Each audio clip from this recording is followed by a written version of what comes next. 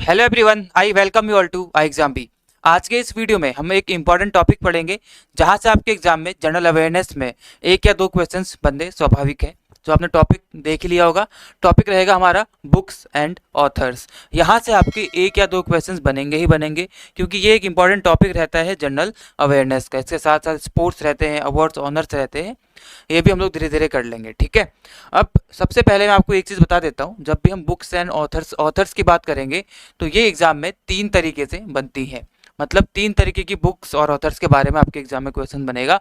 पहला वो रहेगा जो अभी हाल फिलहाल में चर्चाओं में रहेंगी। ठीक है, ऐसी बुक्स जो हाल फिलहाल में उनको मिले किसी ऑनर या अवार्ड की वजह से चर्चाओं में थी, या फिर उनके ऑथर्स किसी वजह से चर्चाओं में थे, तो वो बुक या फिर उसका ऑथर आपसे पूछा जा सकता है।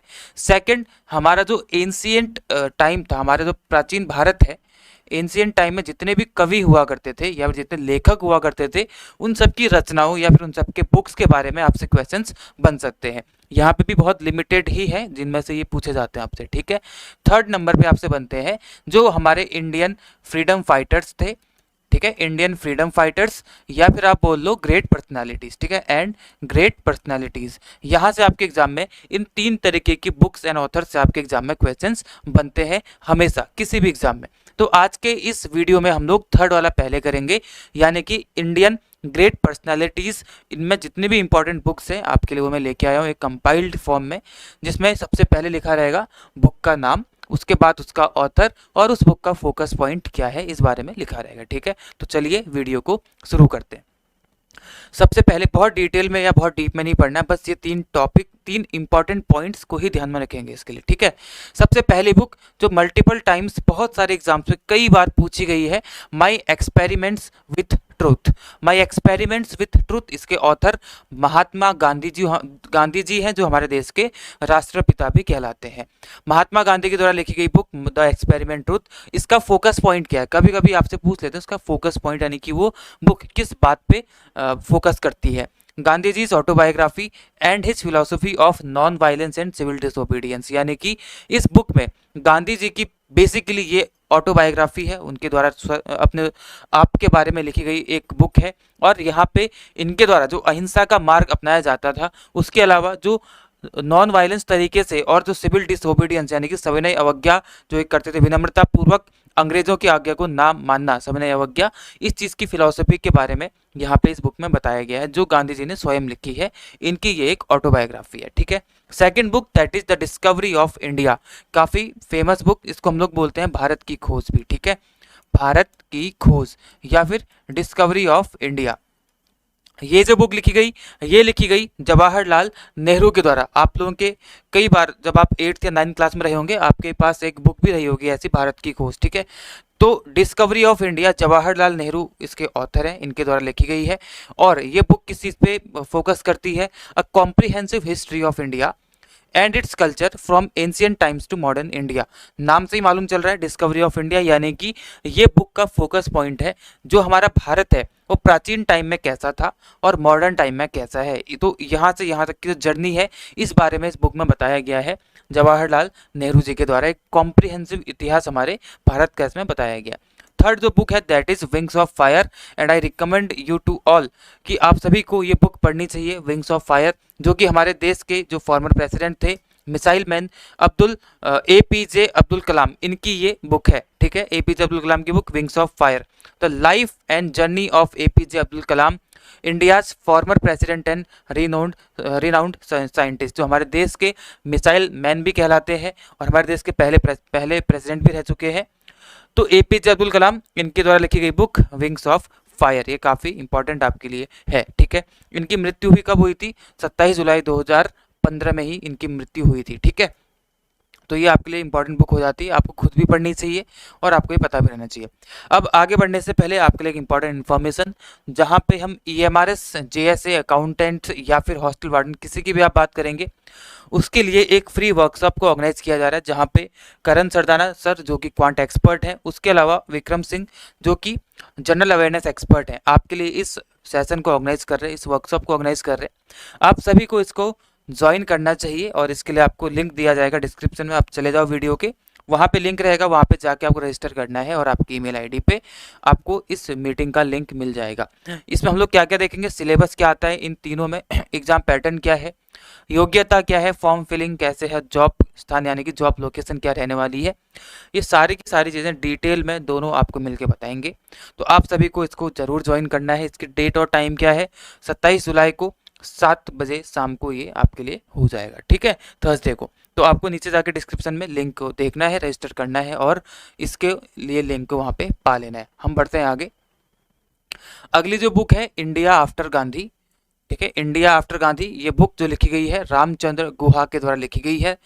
इंडिया आफ्टर गांधी मतलब गांधी के बाद का भारत, ठीक है। India's political and social history post independence highlighting की पर्सनैलिटीज एंड इवेंट्स। इसमें भारत की राजनीति और भारत के समाज के इतिहास के बारे में बताया गया है।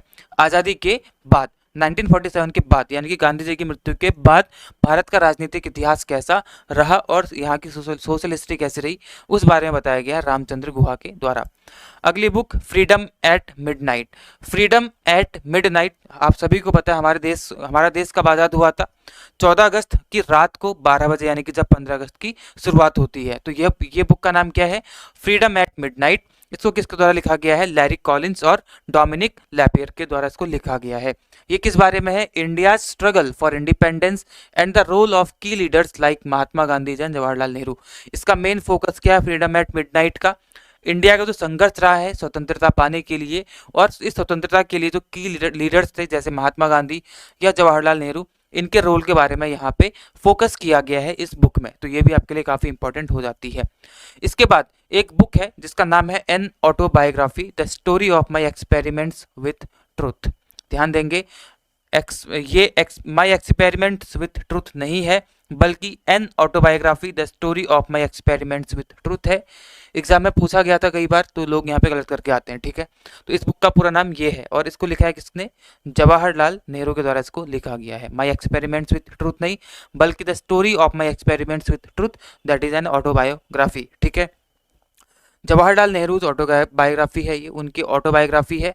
Sharing his experiences and insights as a leader, जिसमें वो अपने एक लीडर के तौर पे अपने इंसाइट्स को यहाँ पे क्या कर रहे हैं, शेयर कर रहे हैं, ठीक है। तो ये इनकी ऑटोबायोग्राफी, कंफ्यूज नहीं करेंगे इसको, ये महात्मा गांधी वाली एक्सपेरिमेंट्स विथ ट्रुथ नहीं है बल्कि जवाहरलाल नेहरू वाली the story of my experiments with truth, that is an autobiography, ठीक है।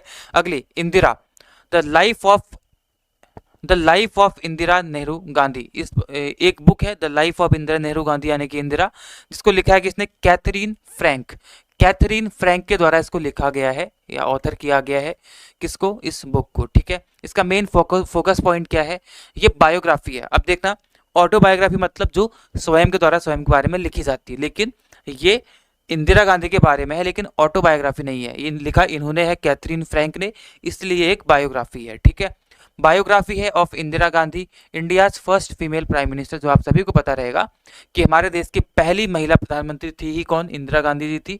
उनके पॉलिटिकल जर्नी के बारे में यहाँ पे बताया गया है, उनकी बायोग्राफी बेसिकली और पॉलिटिकल जर्नी, इन दोनों के बारे में यहाँ पे बताया गया है कैथरीन फ्रैंक के द्वारा। My country my life, LK Advani मतलब लाल कृष्ण आडवाणी, डिप्टी पीएम हमारे देश के रहे ये। तो my country my life Lal Krishna Advani, तो इनके ये जो लाइफ है, इनकी जो पॉलिटिकल करियर है, इसका सबके बारे में यहाँ पे बताया गया है, जो बेसिकली बीजेपी से बिलोंग किया करते थे, भारतीय जनता पार्टी से बिलोंग किया करते थे, ठीक है। तो इनकी ये बुक है जिसमें अपनी पॉलिटिकल जर्नी और अपनी लाइफ के बारे में ये बता रहे हैं। आगे बढ़ेंगे, the man who saved India, the man who saved India, ये बुक लिखी गई है हिंडल सेन गुप्ता के द्वारा, ठीक है, हिंडल सेन गुप्ता के द्वारा। जैसे आप बोलेंगे the man who saved India, आपके दिमाग में लौह पुरुष का नाम आना चाहिए सीधा, सरदार वल्लभ भाई पटेल, ठीक है। सरदार वल्लभ भाई पटेल की बायोग्राफी है जो हिंडल सेन गुप्ता के द्वारा लिखी गई है, जिसका नाम है the man who saved India, ठीक है। इनके बारे में ये बायोग्राफी है, one of India's founding fathers and the first deputy prime minister of India, Bharat के पहले डिप्टी प्राइम मिनिस्टर थे और उसके साथ साथ इंडिया के फाउंडिंग फादर्स में से एक हुआ करते थे। बायोग्राफी ऑफ सरदार वल्लभ भाई पटेल, ठीक है। आगे बढ़ेंगे, चलो। The test of my life, काफी इंपॉर्टेंट बुक है, एग्जाम में पूछी गई है, ठीक है। The test of my life, आप सभी को पता है ये कैंसर से पीड़ित थे, बाद में ये उससे उबर आए। तो the test of my life ये बुक लिखी गई है युवराज सिंह के द्वारा, जो इंडिया के एक क्रिकेटर हैं, ठीक है। The life and cricketing career of Yuvraj Singh, an Indian cricketer and cancer survivor. आप सभी को पता है इनको कैंसर था और से सर्वाइव कर गए थे, तो काफ़ी इंस्पायरिंग जर्नी। तो एक क्रिकेटर के तौर पे और एक आम आदमी के तौर पे जो इनकी लाइफ रही है उस सब के बारे में इस बुक में बताया गया है युवराज सिंह के द्वारा। ठीक है, आगे playing it my way, playing it my way, ये बुक लिखी गई है Sachin Tendulkar, the god of cricket Sachin Tendulkar, playing it my way. ये एक ऑटोबायोग्राफी है सचिन तेंदुलकर की, of Sachin Tendulkar, one of India's greatest cricketer. ठीक है, आगे बढ़ेंगे। Kalam an autobiography. अब इतनी सिंपल बुक आपसे पूछेगा नहीं कभी भी, क्योंकि कलाम एंड ऑटोबायोग्राफी किसकी बुक रहेगी? एपीजे अब्दुल कलाम की रहेगी, लेकिन साथ साथ इसमें साथ किसने दिया है? अरुण तिवारी का। तो इनका नाम आपसे पूछ सकता है अरुण तिवारी का। ठीक है, इसलिए आपको ये याद रखना चाहिए। तो अरुण तिवारी का नाम यहाँ पे इंपॉर्टेंट है, इसलिए मैंने यहाँ पे इसको रख लिया। एपीजे अब्दुल कलाम के साथ साथ लिखी है इसको, अरुण तिवारी ने लिखा है इसको। ठीक है, ये एक ऑटोबायोग्राफी है एपीजे अब्दुल कलाम की, जो कि भारत के क्या थे? प्राइम मिनिस्टर, सॉरी प्रेसिडेंट हुआ करते थे। आगे बढ़ेंगे। The substance and the shadow, the substance and the shadow, ये बुक लिखी गई है दिलीप कुमार के द्वारा, एक प्रख्यात एक्टर थे दिलीप कुमार, इनके द्वारा लिखी गई the substance and the shadow, autobiography of Dilip Kumar, one of India's legendary actors, Bharat के एक लीजेंडरी एक्टर रहे हैं, तो इनकी ये एक ऑटोबायोग्राफी है। ठीक है, चलिए, तो इतनी बुक्स जो आपकी जो इंडियन ग्रेट पर्सनालिटीज है मॉडर्न टाइम या फिर आज़ादी के बाद बेसिकली हम लोग बोल सकते हैं तो कई सारी, लेकिन वहाँ से important ones I picked up for you, आपको इन सबको ज़रूर पढ़ना चाहिए।